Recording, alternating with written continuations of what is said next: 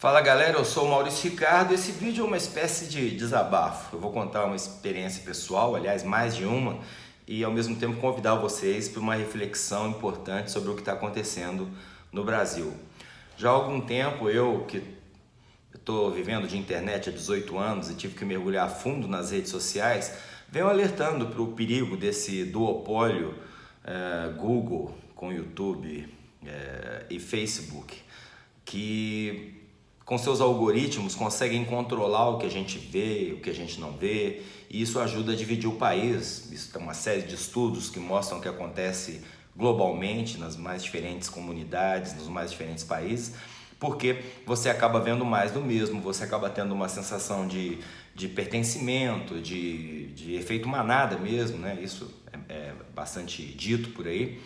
Mas o que me preocupa é que antigamente, até bem recentemente, toda essa bronca, especialmente de nós brasileiros que estamos sendo submetidos a tanto assinte, a tanto descaramento, né, por parte das pessoas que deveriam cuidar da gente através dos órgãos responsáveis, através do poder judiciário, através do poder executivo e do legislativo, nós não estamos mais conseguindo segurar aquele ódio de internet dentro da internet. Eu estou vendo que as pessoas estão mais raivosas do lado de fora. Eu estou vendo que esse espírito de divisão e de desunião está partindo para, além da política, uma série de outras coisas que sempre foram, se não unanimidades, pelo menos não objeto de uma disputa acalorada. Um exemplo é o futebol. Copa do Mundo era aquele momento em que, bem ou mal, você parava de discutir com as pessoas e ia ver o Brasil, entendeu?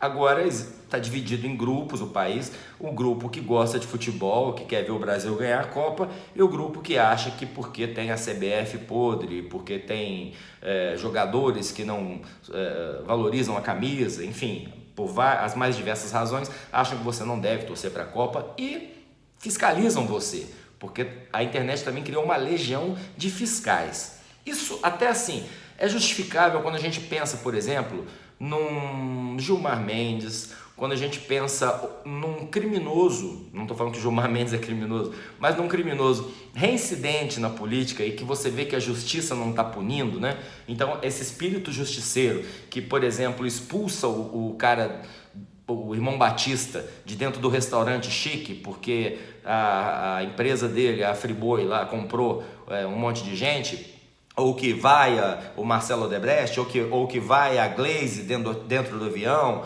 ou que obriga o STF até ter um cercadinho para não ser alvo das críticas dos populares, uma vez que o STF parece estar muito acima do senso comum, né, e não quer ouvir o que a gente tem a dizer. Isso é justificável, mas está indo além. O espírito dos justiceiros estão atacando o cidadão comum. As pessoas não estão mais esperando, talvez por não confiar na justiça, ou talvez por se habituarem na internet a ter uma opinião formada sobre tudo e chegar e ser bastante agressivo, a levar isso para o lado de fora. Eu estava num supermercado no dia do jogo do Brasil, no domingo, e eu estava num caixa lá no extremo oposto, faltavam poucas horas para o jogo e o supermercado estava cheio. Então eu estava lá numa fila de 10 pessoas, no último caixa de cá. De repente eu ouvi uma movimentação no que seria o caixa preferencial, um barulho, uma baderna, e barulho de garrafas quebrando e gente correndo em pânico. E eu mesmo não sabia se era tiro, o que estava acontecendo, né, com aquele barulho de garrafas quebrando, fiquei atônito. Aí quando passou tudo eu fui saber, foi uma discussão relacionada à fila preferencial, pelo fato de uma senhora estar com um bebê no colo e alguém implicou porque estava na fila há muito tempo, estava com medo de perder o jogo, achou que a criança tinha condição de andar. Eu sei que isso virou uma briga envolvendo talvez o marido dela, não sei. Essa briga deu um prejuízo gigante e quando eu cheguei lá para ver, estavam lá os coitados dos funcionários dos supermercados, vassoura na mão, varrendo, rodo, tirando aquele caco de vidro. Quer dizer, eu fiquei chocado.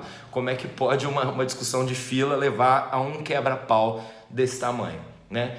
Então aquilo já me incomodou bastante. Depois eu comecei a ouvir alguns depoimentos aqui na minha cidade, em Uberlândia, mas que eu acho que deve acontecer em todo o Brasil, de pessoas, por exemplo, que pegam ônibus. Eu vi reportagens sobre isso. Eu não pego ônibus porque eu trabalho a um quarteirão da minha casa, então não tenho o hábito de pegar ônibus, embora eu tenha um carro que eu divida com o meu filho, não teria nenhum problema pegar ônibus, mas eu fui notificado aí, fiquei sabendo de que na hora de colocar, por exemplo, um cadeirante dentro do ônibus, né, se a rampinha não estiver funcionando, a rampinha do ônibus, ou se o ônibus não tiver rampinha e o motorista tiver que fazer o trabalho de subir o cadeirante até o ônibus, as pessoas que antigamente talvez se oferecessem para ajudar, começam a reclamar agora, sabe? A falar, fazer muxoxo, a falar, nossa, vai atrasar, não sei o que lá, constrangendo ainda mais uma pessoa com necessidades especiais. Quer dizer, o que antigamente seria razão para você ter espírito solidário, tá virando agora uma coisa assim, pô, esse cara tá me atrapalhando. E as pessoas sem nenhum constrangimento de dizer isso, que para mim é maldade, no sentido mais estrito da palavra. E finalmente, o que aconteceu comigo ontem me assustou. Porque ontem eu me senti o Gilmar Mendes, cara. Foi uma coisa muito estranha isso. Eu fui a um show, né, numa casa que eu frequento há 30 anos e que eu adoro, e esse show tinha um patrocínio de uma empresa cujos donos são meus amigos de infância, né? E então eles tinham direito de alguns privilégios por serem patrocinadores e me convidaram na condição de amigo, né?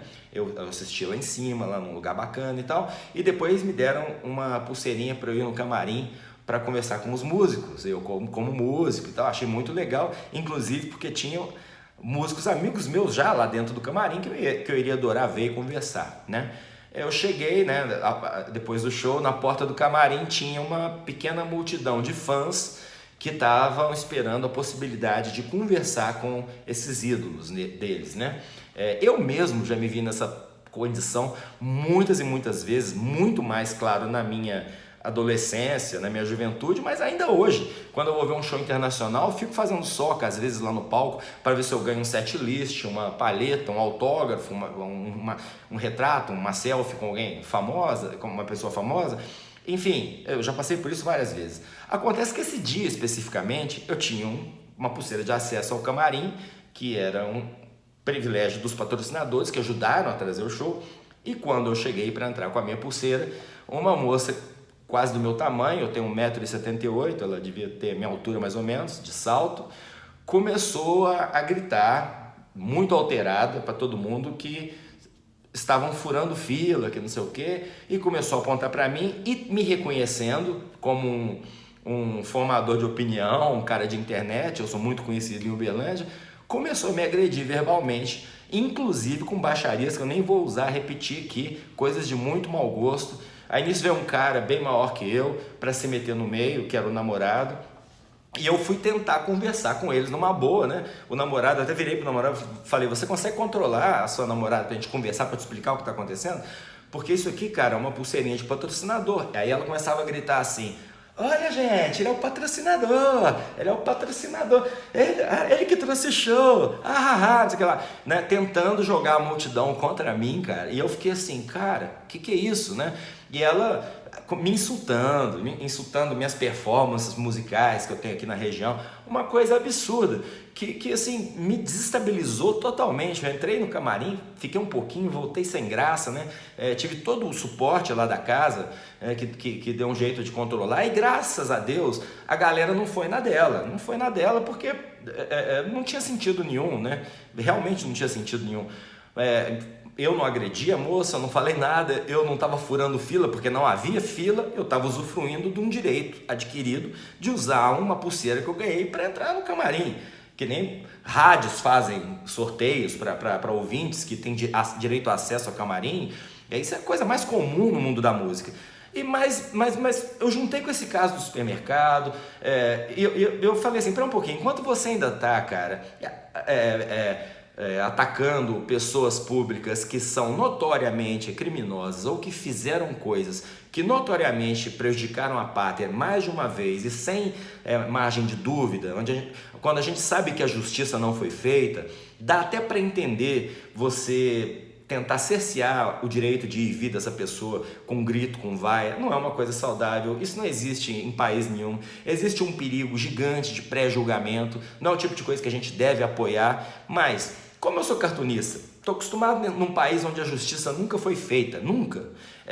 E eu me lembro de várias entrevistas no início da minha carreira, aos 17 anos, dizer, gente, olha, o Brasil é um país tão merda para punir político que charge, pelo menos, é uma maneira de você expor os caras publicamente e mostrar os podres deles, né? Pelo menos você cria um constrangimento. Eu me lembro como eu fiquei realizado no dia que o Paulo Maluf me processou, ou no dia que o Orestes Quercia, já falecido, pediu para eu tirar uma charge do ar, porque o filho viu e ficou muito constrangido, né?